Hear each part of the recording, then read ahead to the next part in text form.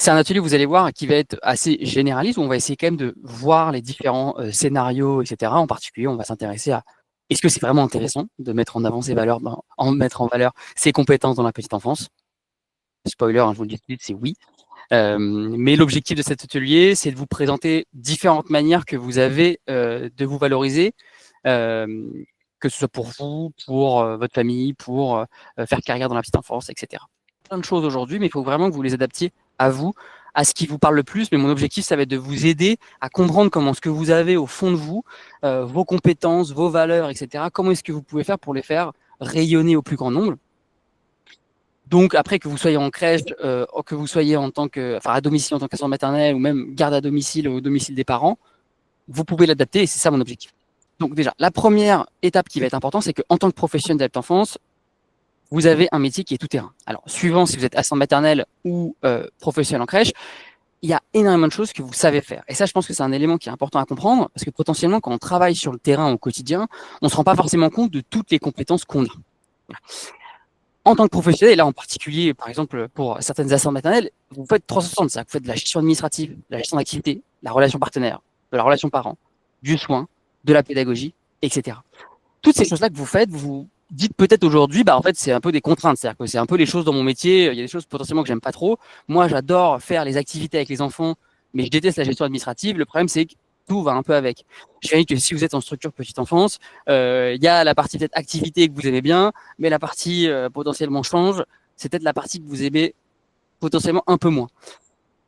Néanmoins, ça fait partie du job. Effectivement, toutes les missions doivent être faites. Mais ce que je veux vraiment vous montrer avec ça, c'est que vous avez énormément de compétences de choses que vous faites au quotidien qui vous ont permis de développer des compétences. Et la première chose il me semble importante quand on parle de cet atelier, et ça va être un peu le sujet de plusieurs slides, hein, donc voilà, c'est essayer de vous poser, soit maintenant, soit potentiellement plus tard, sur OK, qu'est-ce que je fais concrètement au quotidien? Quelles sont, et la deuxième étape, quelles sont les compétences que j'aime chez moi, que j'ai développées, que je travaille au quotidien? J'imagine que si vous travaillez en structure ou en tant qu'assistant maternelle, le travail que vous faites aujourd'hui et le travail que vous faisiez il y a 1 an, il y a 2 ans, il y a 6 mois, il y a 10 ans, c'est pas le même. Comment il a changé? Pourquoi il a changé? Qu'est-ce qu'il a amené à changer? Parce qu'en fait, vous avez de l'expérience, vous avez découvert de nouvelles choses qui ont fait évoluer votre pratique. Vous avez peut-être fait des formations qui vous ont aidé à faire évoluer vos pratiques. En tout cas, ce qui est sûr, c'est qu'en tant que professionnel, si vous faites cette liste dans votre tête, et vous pouvez utiliser, si vous voulez, les 6 catégories que j'ai mis ici, mais essayez vraiment de faire ce travail-là. En général, si vous n'y arrivez pas toute seule, il y a même des professionnels qui sont chargés de ça, qui s'appellent les bilans de compétences, où en fait, c'est quelqu'un qui va vous accompagner pendant un certain nombre d'heures pour vous aider à identifier toutes les compétences. Moi, mon avis, c'est que dans un premier temps, vous n'avez pas forcément besoin de ça.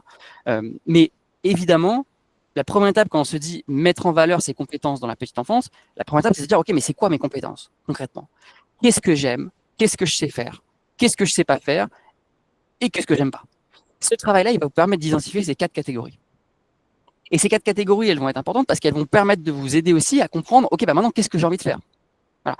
Potentiellement, et ça va être logique, on a envie de faire les choses dans lesquelles on est bon et les choses qu'on aime faire. Alors, on peut aimer des choses et ne pas être bon.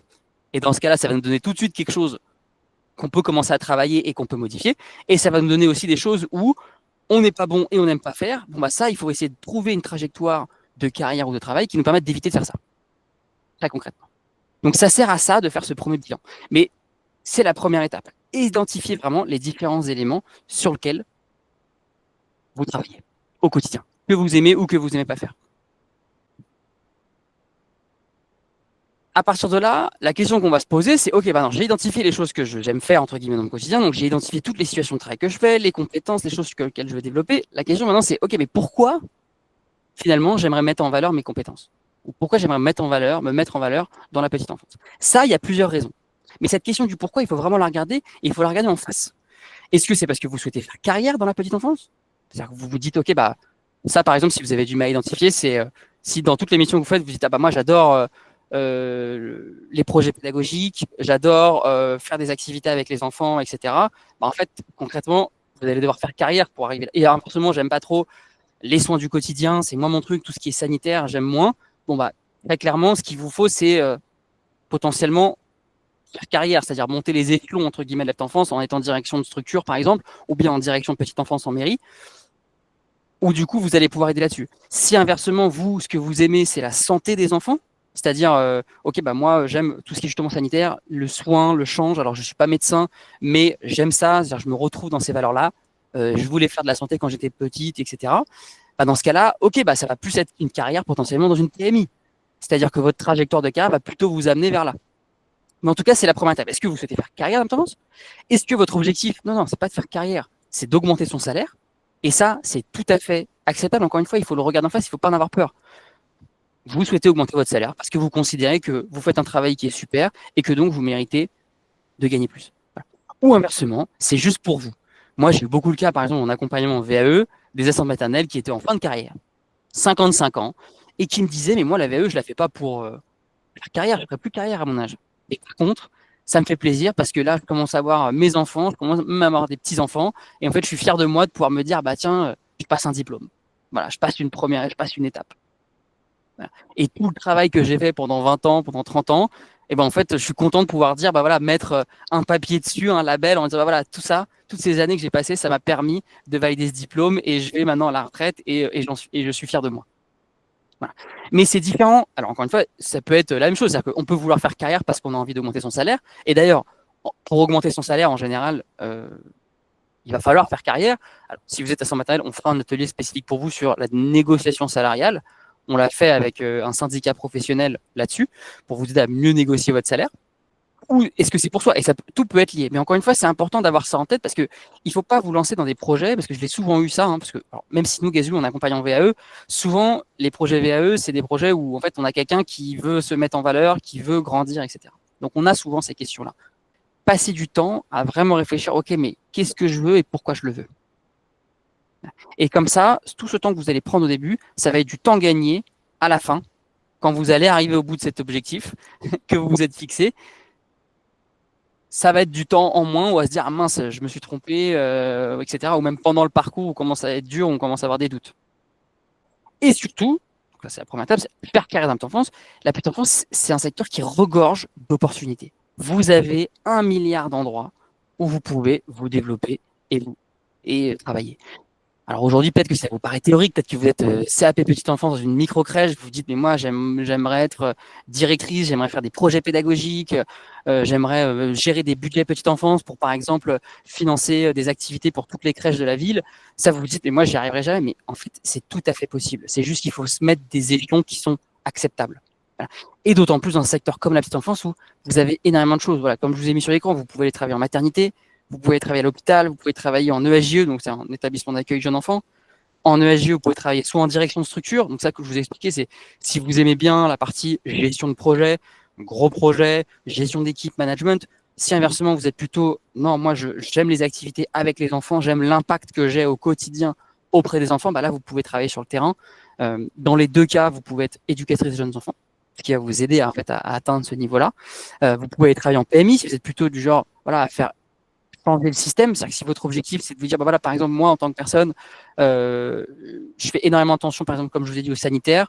C'est un truc qui est important pour moi. Et ben, j'aimerais bien que tous les professionnels d'enfance puissent avoir une formation sur le sujet pour mieux maîtriser ces sujets et qu'à la fin, les enfants ils soient mieux accompagnés. Voilà. Bah, ça, typiquement, c'est dans une PMI que vous allez pouvoir faire ça. Soit il y a des PMI donc en direction de PMI, donc là, vous allez gérer au niveau départemental, par exemple, les agréments des assistants maternels, vous allez gérer les formations, qu'est-ce qu'on met dans les formations des professionnels d'enfance, etc. Et vous avez des PMI de terrain, où là, pour le coup, vous allez travailler auprès des familles, par exemple, si c'est ça que vous aimez, vous allez travailler auprès des familles qui sont en difficulté et que vous allez pouvoir aider. Et ce qui va être intéressant, en fait, en fonction de ça, c'est que vous allez vraiment avoir des moyens à la hauteur de vos ambitions. Voilà. Moi, j'entends beaucoup parler en souvent des professionnels d'enfance qui sont frustrés parce qu'ils me disent bah oui, moi, Victor, aujourd'hui, j'ai envie de faire des projets éducatifs, j'ai envie de vraiment d'être auprès des parents, de les aider sur la parentalité. Mais en fait, en réalité, c'est que dans ma structure, ou bien en tant qu'assistant maternel, en tant qu'assistant maternel, les parents, ils m'écoutent pas, j'arrive pas à créer un lien avec eux. Ou en structure, en fait, oui, moi, le truc, c'est que je suis CAP, donc en fait, dans ma section, je passe mon temps à faire l'échange parce que c'est comme ça que c'est organisé dans ma structure. Alors, pas toutes les structures sont comme ça, mais c'est comme ça. Et du coup, j'ai du mal à me projeter, j'ai du mal à prendre du recul qu'il faut. Donc l'objectif de cet atelier, c'est aussi de vous aider à faire ça, de vous faire comprendre que, vous avez beaucoup de compétences, et que du coup, vu qu'il y a beaucoup de compétences, c'est normal d'être un peu noyé, de se dire, ouais, je sais faire plein de choses, où est-ce que je vais, je sais pas, etc. D'être un peu potentiellement pas perdu parce que vous pouvez être bien dans votre situation, mais être un peu perdu au sens, je sais pas ce que je veux en fait concrètement. Ça, je sais que je suis pas forcément à ma place, mais je sais pas forcément ce que je veux. Bah, première étape, identifier vos compétences, vraiment prendre du temps là-dessus. Et deuxième étape, identifier vos objectifs. Ça, la deuxième, enfin la première va servir à la deuxième. Ok, concrètement, où est-ce que je peux aller moi? Qu'est-ce qui me ferait vraiment plaisir? Est-ce que c'est être auprès des parents ou est-ce que c'est être auprès des enfants? Est-ce que c'est être plutôt auprès du politicien dans les mairies? Est-ce que c'est plutôt être auprès des hôpitaux, des structures, des entrepreneurs, etc. Et bien sûr, à la fin, vous avez la mairie. Là-dedans, il y a autant des métiers sur le terrain, parce que moi, je parle beaucoup avec des professionnels de la petite enfance où ils me disent, moi, j'ai besoin de passer des diplômes parce que sinon, je pourrais pas être assistant maternelle toute ma vie, parce qu'en fait, je vais me faire mal au dos. Ça marche aussi pour les CAP qui sont en crèche, hein. Et donc, ils disent, ouais, mais je vais devoir quitter la petite enfance parce que sinon, dans la petite enfance, j'ai que des métiers de terrain où je dois porter les enfants et j'y arriverai pas. Pas du tout. Vous avez plein de métiers de bureau dans la petite enfance. Donc, vraiment, je vais vous rassurer là-dessus. Non, comment? Concrètement, maintenant, comment on valorise ces comptes? Bah, c'est ce que je vous ai dit. D'abord, la première étape, c'est de les identifier. Deuxième étape, c'est de se mettre un objectif. On a un point A, on a un point B. On sait ce qu'on doit faire. À partir de là, c'est un chemin. Voilà.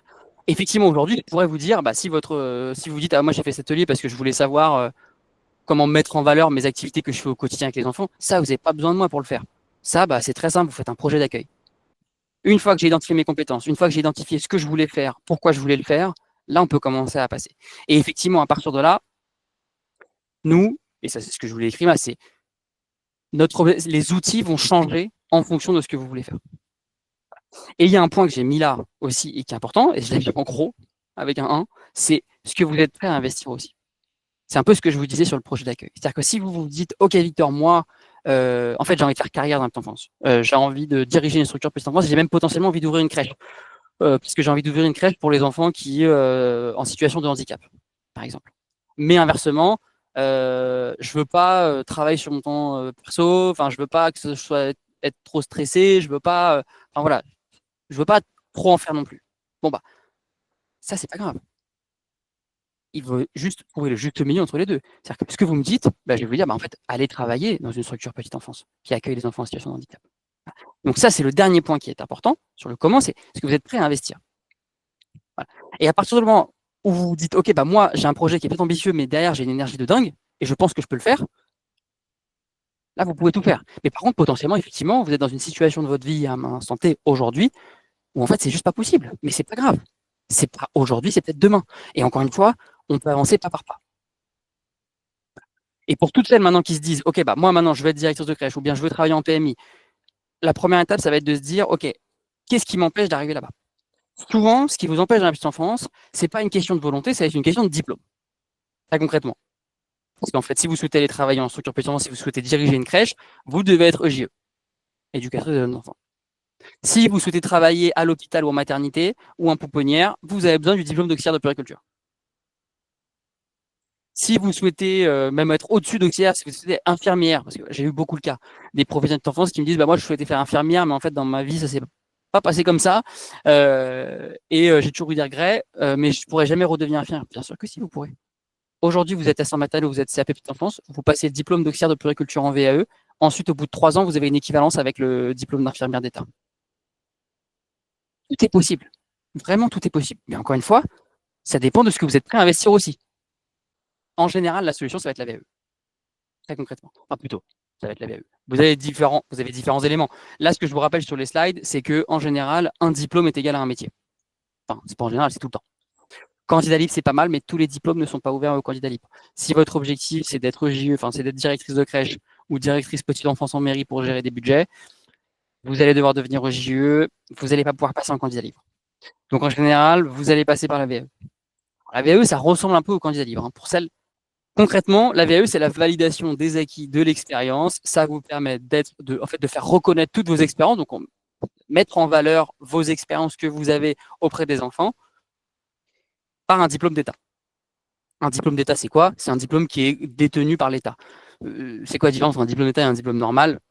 La seule différence, c'est qu'il y en a un qui est détenu par l'État, mais ça change pas mal parce que dans des secteurs qui sont régulés comme le nôtre, donc le secteur de la petite enfance, vous ne pouvez pas travailler en tant qu'officier de puériculture si vous n'avez pas le diplôme d'officier de puériculture. Vous ne pouvez pas travailler en tant qu'éducatrice de jeunes enfants si vous n'avez pas le diplôme d'éducatrice de jeunes enfants. Voilà. Et ça, c'est comme ça dans la petite enfance, mais c'est aussi comme ça dans tout le social. Mais alors, c'est en même temps un problème, mais c'est en même temps une super opportunité. Pourquoi? Parce que ça vous crée des passerelles.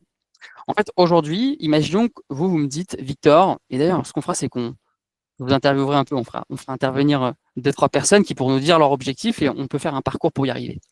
Imaginons que vous me dites, moi, Victor, je veux travailler en fait auprès des personnes âgées. J'ai envie d'accompagner des personnes âgées. Comment je fais? Alors, déjà, premièrement, si vous souhaitez travailler aux personnes âgées, le top du top, ça va être le diplôme d'aide-soignant. Ça va vous permettre de vous ouvrir le plus de portes dans la partie autonomie. Comment on devient aide-soignant? Alors, très simple. Aujourd'hui, vous êtes professionnel de petite enfance. Si vous avez ce qu'il faut, vous pouvez faire une VAE d'auxiliaire de puériculture. La VAE d'auxiliaire de puériculture, une fois que vous avez validé le diplôme d'état d'auxiliaire de puériculture, vous avez des équivalences. Vous n'avez que la moitié du diplôme d'aide-soignant à passer. Et vous pouvez être ce qu'on appelle faisant fonction. Donc, en fait, vous passez votre diplôme d'auxiliaire de puériculture. Vous allez travailler dans un EHPAD en tant que faisant fonction. Donc, vous avez le salaire qui va avec aussi. Ça vous permet d'accumuler des expériences. Et après, vous passez la deuxième moitié du diplôme en VAE. Un autre exemple. Vous souhaitez vous souhaitez travailler auprès des enfants en situation de handicap, mais pas forcément des bébés. Vous souhaitez travailler auprès potentiellement d'adultes, d'ados, d'enfants un peu plus jeunes, 6-8 ans, etc. Ça, le diplôme parfait, c'est éducateur spécialisé. Éducateur spécialisé, c'est le diplôme d'État qui va vous ouvrir le plus de portes dans le secteur-là. Il s'avère que le diplôme d'éducateur spécialisé, il a énormément de liens avec le diplôme d'éducateur de jeunes enfants. Donc, ça veut dire que votre plan, c'est quoi? C'est de passer le diplôme d'éducateur de jeunes enfants grâce à vos expériences que vous avez aujourd'hui sur le terrain dans la petite enfance. Et ensuite, vous aurez des dispenses ou des passerelles pour y arriver. C'est de faire du travail social, c'est-à-dire de faire des projets éducatifs auprès de populations fragiles. Ce qu'on appelle une population fragile, c'est autant des personnes en situation de handicap que des jeunes enfants, que des personnes âgées, etc. Alors, dans le cadre d'éducateurs de jeunes enfants, c'est du travail social dans la petite enfance. Si vous êtes éducateur spécialisé, ça va être pour toutes les autres personnes que la petite enfance. Voilà. C'est comme auxiliaire de puériculture et aide-soignant. Ce sont les mêmes diplômes, en fait. C'est des diplômes du sanitaire, diplôme de niveau 3, donc de niveau baccalauréat. Mais il y en a un qui est vraiment petite enfance, c'est l'auxiliaire de puériculture, et aide-soignant qui est tout le reste. Vous êtes aide-soignant, vous allez travailler avec des enfants qui ont entre 3 et 99 ans. Voilà. Aide-soignant, auxiliaire de puère, c'est plutôt 0,6. Voilà. Voilà, il y a plein de diplômes que vous pouvez passer. Donc, bien sûr, il y a là, je vous ai mis un peu la liste, mais on a le premier diplôme de la petite enfance, c'est le CAP, CAP-EPE. Très bon diplôme. Moi, je trouve que c'est un diplôme qu'on peut passer en candidat libre aussi. VAE, c'est un peu plus flexible. Donc voilà, moi, je conseille plus la VAE. Bon, après, je suis un peu biaisé, mais vous pouvez le passer en candidat libre aussi. L'étape d'après, c'est l'officier de puériculture.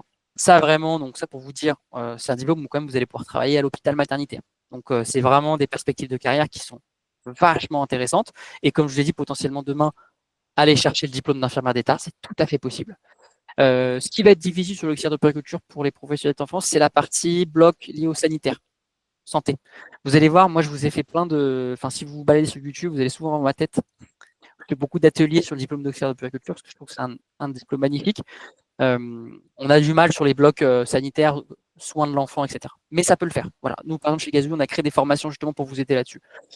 Voilà. Et ensuite, le dernier, bien sûr, le plus beau, le plus ambitieux, c'est le diplôme de JE, éducateur de jeunes enfants, niveau 6. Donc, c'est un diplôme de niveau licence.